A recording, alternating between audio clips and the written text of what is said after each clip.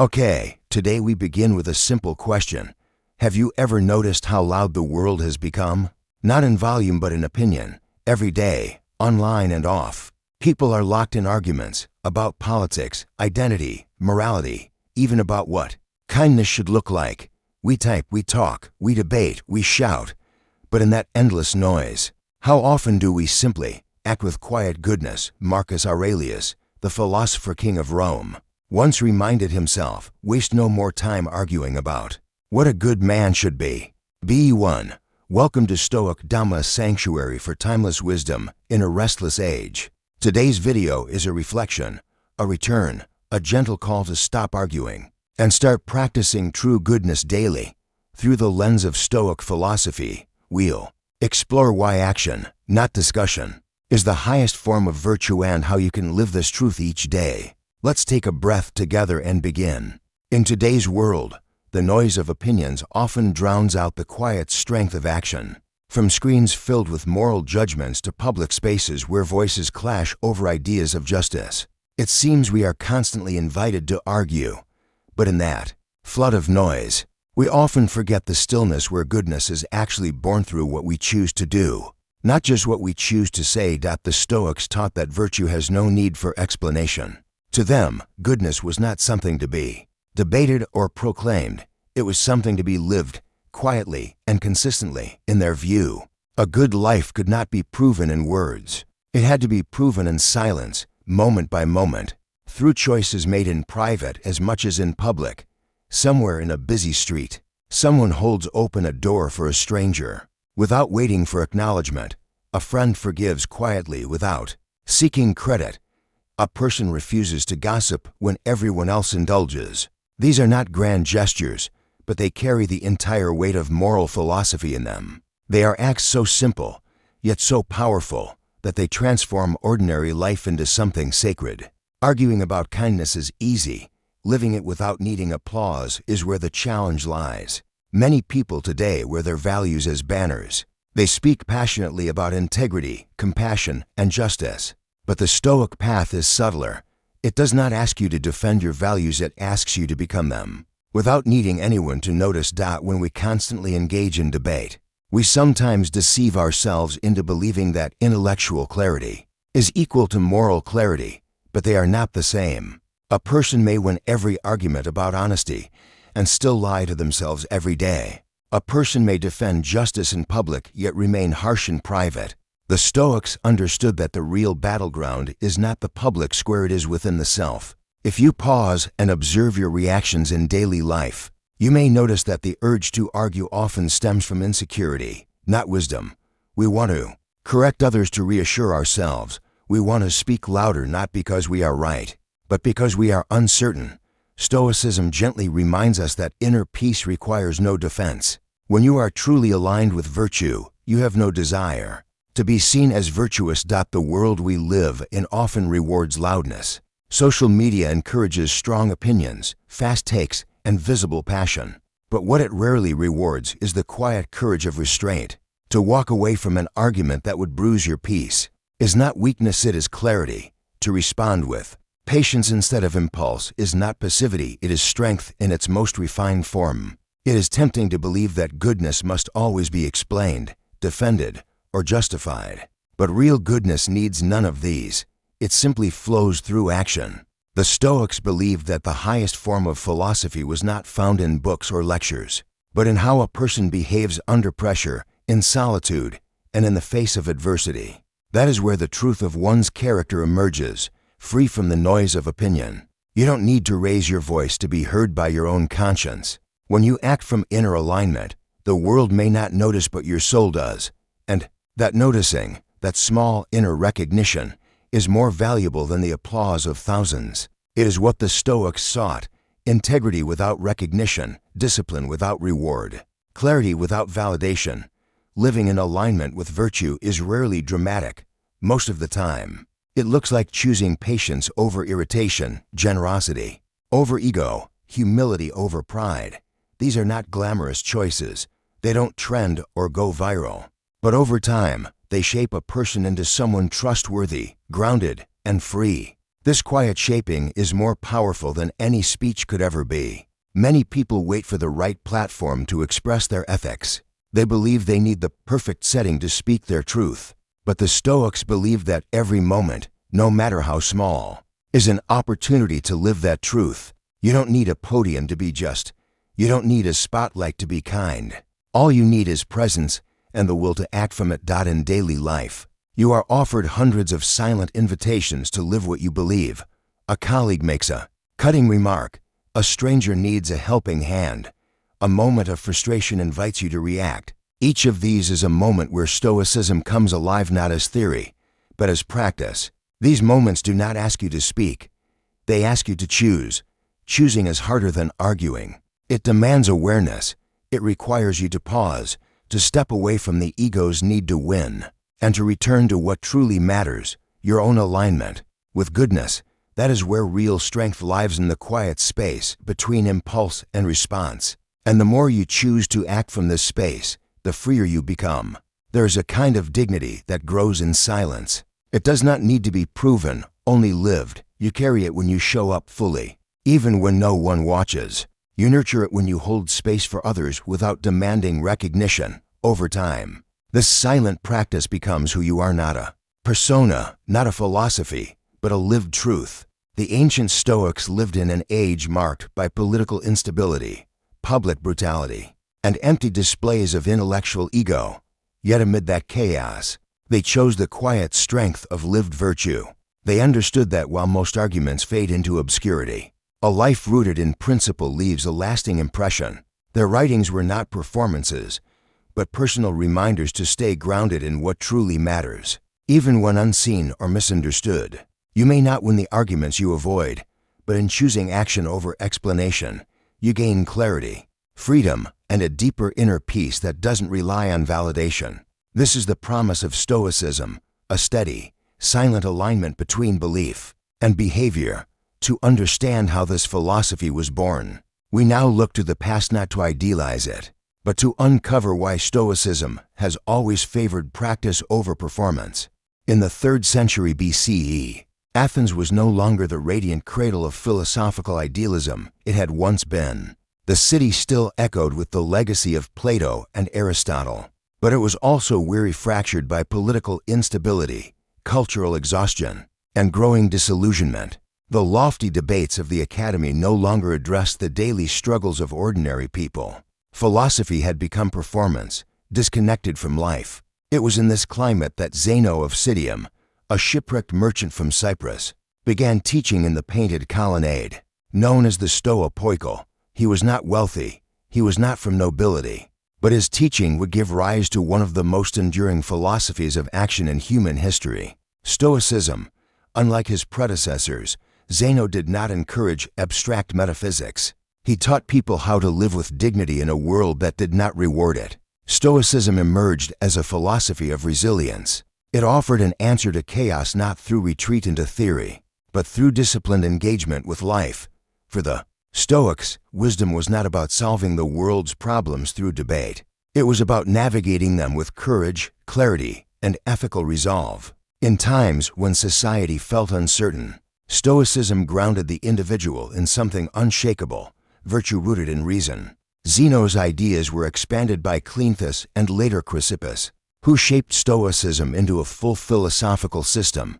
Yet, even in their academic elaborations, the Stoics remained loyal to a single principle: knowledge is meaningless unless it changes how you live. They insisted that the test of any belief was not whether it sounded wise, but whether it made you better, stronger, more aligned with nature and reason. This practicality set Stoicism apart. When the philosophy spread to Rome, it encountered a new kind of test, one of power, violence, and corruption. And yet, it was in that brutal empire that Stoicism found its most powerful voices. Epictetus, a former slave, taught his students not to lament what they could not control, but to master what they could, their own minds. He lived simply, taught freely, and believed that freedom did not come from social status, but from inner discipline. Epictetus did not teach in lecture halls. He did not debate in public forums. His concern was with the individual: how one wakes, how one speaks, how one suffers. In his quiet classroom, philosophy returned to its original purpose, the transformation of character. He instructed his students not to admire wisdom, but to be it in action. His words were not grand theories, but living tools, sharpened for daily use. Seneca, a Roman statesman and advisor to the Emperor Nero, offered another layer to Stoicism, the tension between moral clarity and worldly entanglement. Though he lived in the palace, Seneca's writings read like those of a man in exile, constantly reminding himself not to be seduced by wealth, power, or fame.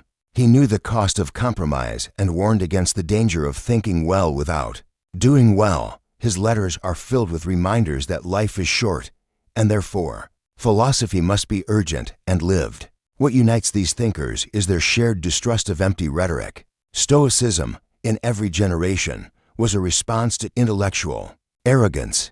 The Stoics believed that talking about virtue without embodying it was worse than ignorance. It was hypocrisy. They viewed the philosophical life not as a career or identity, but as a relentless, humble practice of becoming better.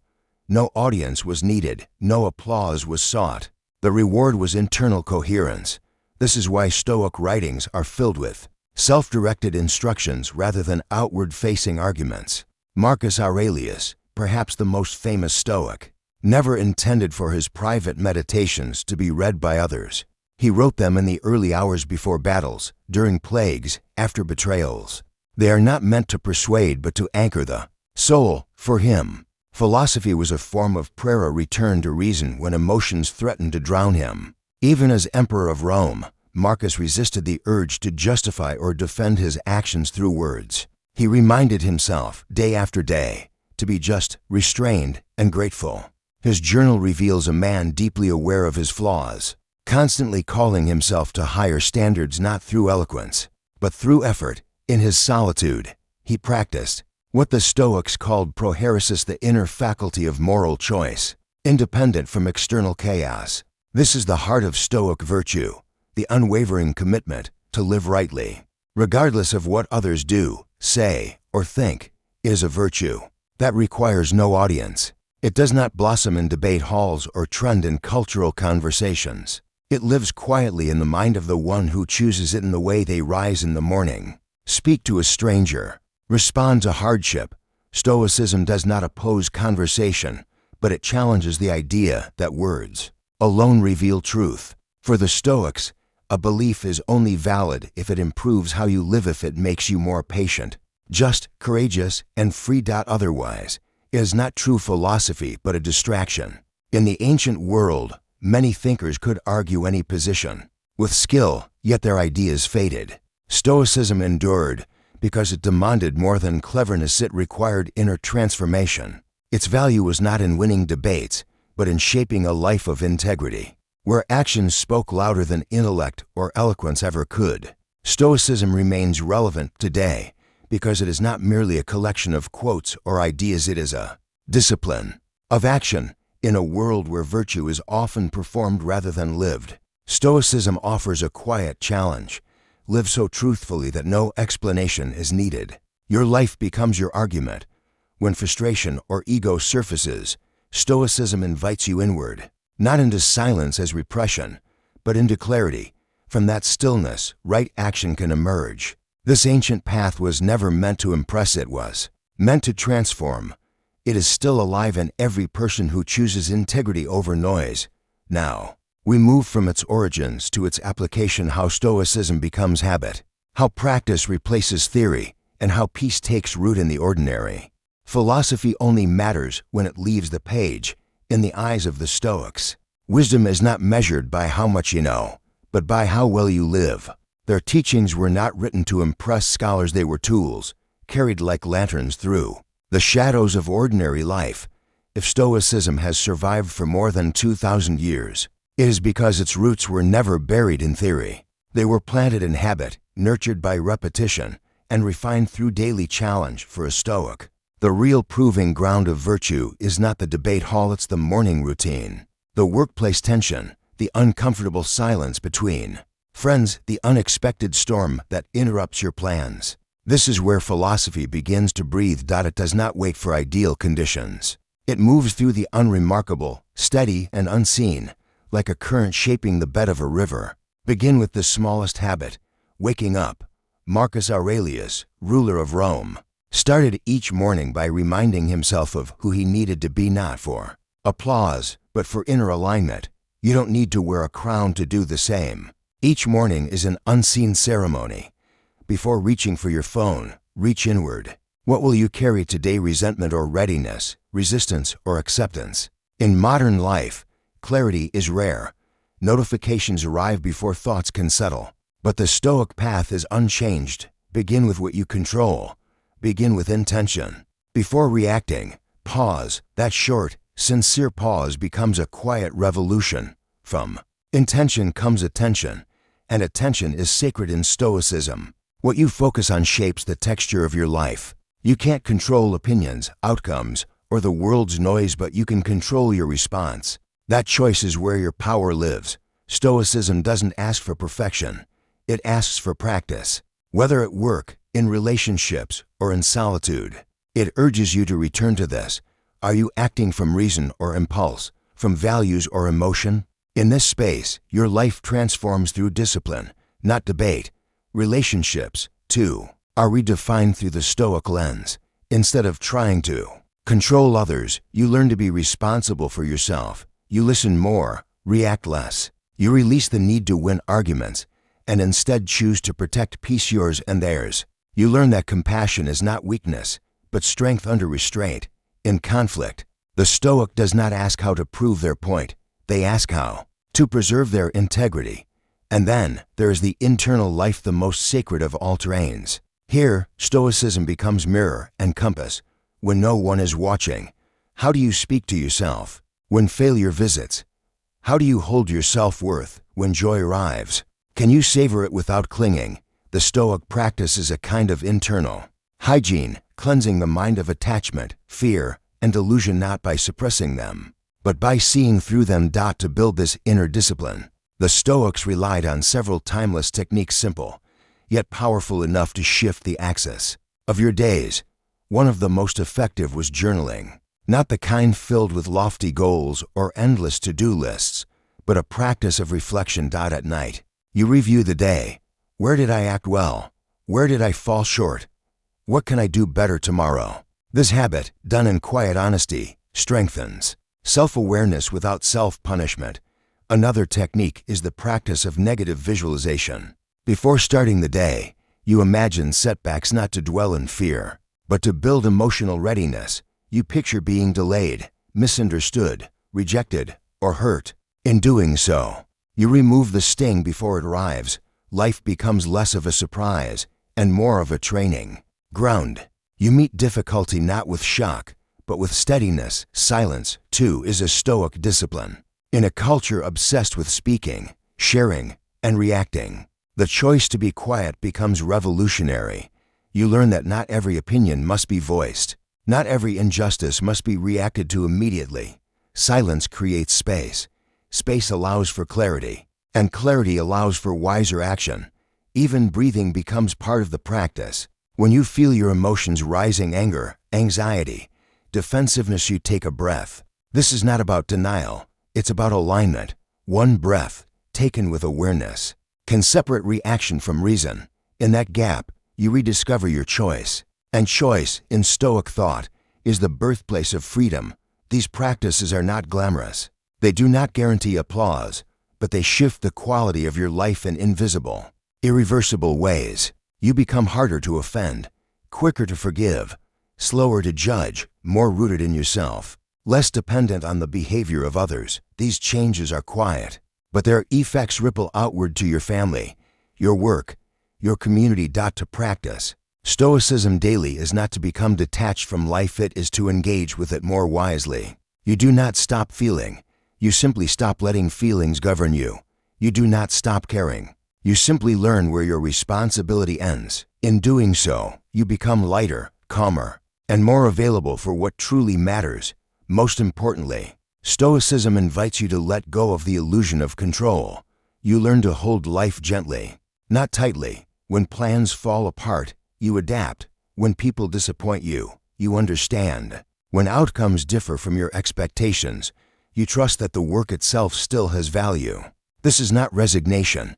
It is grace. And grace, in Stoic terms, is the product of effort, not belief. It is cultivated through repeated choices, small shifts, and a commitment to inner clarity. It does not come all at once, but over time. It becomes your nature, not because you force it, but because you return to it again and again. In the end, living Stoicism is not about doing extraordinary things. It is about doing ordinary things with extraordinary awareness, washing the dishes with patience, answering an email without irritation, saying no without guilt, saying yes without pride. These are the moments where philosophy meets life and becomes it. From this place of practice, we are now ready to return to reflection. In the next part, we consider how living the virtue, not talking about it, becomes a quiet revolution. We'll explore what it means to let others argue while you walk the path in silence. A life of integrity does not need defense. It simply needs to be lived. In every age, there are more words than actions, more performances than principles. The world rewards loud opinions and viral outrage, but rarely honors the quiet work of becoming better. That's why Stoicism remains so radical. It teaches that your value is not in what you say, but in how you live, especially when no one is watching. Your life, lived with integrity, becomes the answer to every question the world throws at you. You don't need to justify your principles in every conversation. The Stoics remind us that the wisest people are often the most silent, not because they have nothing to say, but because their lives already speak clearly. Marcus Aurelius governed an empire, but still reminded himself daily to be humble, patient, and just. He wrote not to impress others, but to train his own soul. His example endures because he chose character over charisma. In a world flooded with performance, to live with virtue is a form of resistance. When others argue, posture, or provoke, you can choose the quieter revolution. Stay rooted in kindness, in patience, in the dignity of your own values. Let them speak. Let them win the noise. You focus on your next right action. Living with virtue doesn't require recognition. Seneca said, "A good character, when established, is not easily overthrown." The point is not to win admiration, but to become unshakable, steady in your responses, grounded in your choices. The reward of Stoicism is not praise, but peace. The kind of peace that comes from knowing you lived well, regardless of who noticed. This doesn't mean silence in the face of injustice, but Stoicism teaches that the most powerful resistance is principled action. Speak with your hands, with your daily choices, with how you treat others when it costs you something. Say what you believe, then live it so clearly that words are barely necessary. You might be surprised how often quiet virtue changes more than clever argument ever could. A kind gesture in the middle of anger, a calm response in the face of insult, a thoughtful decision made when no one will ever thank you. These are the acts that leave ripples far beyond the moment, not because they're dramatic, but because they are rare. Every day offers a chance to embody what matters. Stoicism asks, will you be better today than yesterday? Not for applause, but for the sake of your own soul. Each morning, you have a choice to be consumed by the noise or to walk the quieter, slower path of inner strength. This choice isn't made once, it's made moment by moment, in the way you greet a stranger, handle a setback, or speak to someone who cannot offer you anything in return. In the modern world, to remain calm is an act of courage. To choose kindness over cynicism is a quiet revolution. You don't have to be a hero in the eyes of the world. You simply have to refuse to betray your own principles. Every time you choose restraint over retaliation, clarity over confusion, or compassion over ego, you are walking the path of the Stoics. You do not need to announce that path to anyone. Let others argue. Let them perform.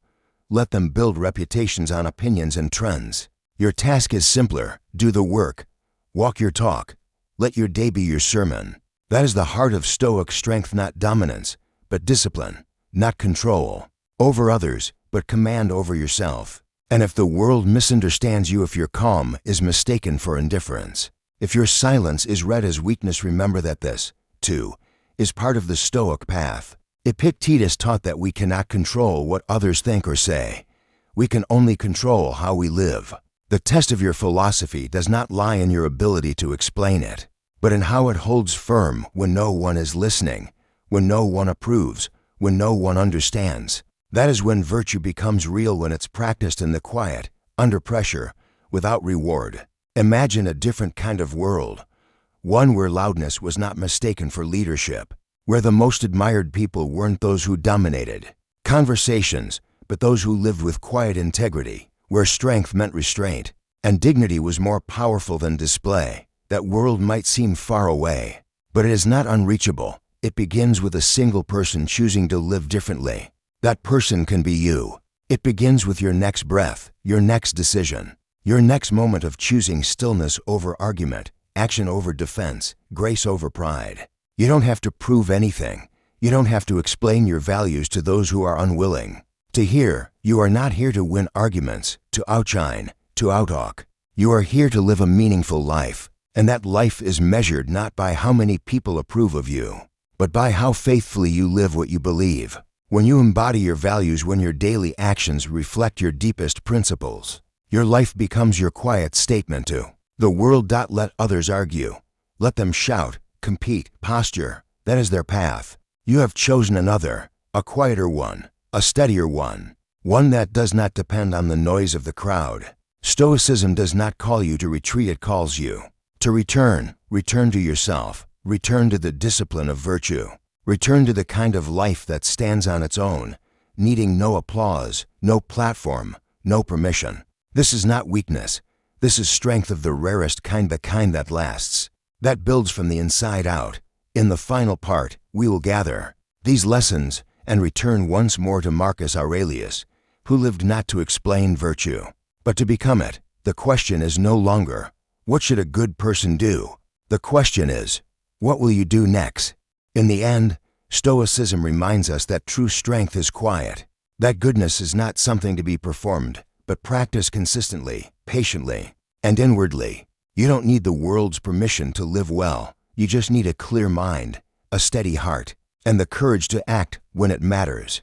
Let this be your compass, not applause, not argument, but alignment with the person you know you're meant to be. If today's message stirred something within you, consider subscribing to Stoic Dhamma for more timeless insights.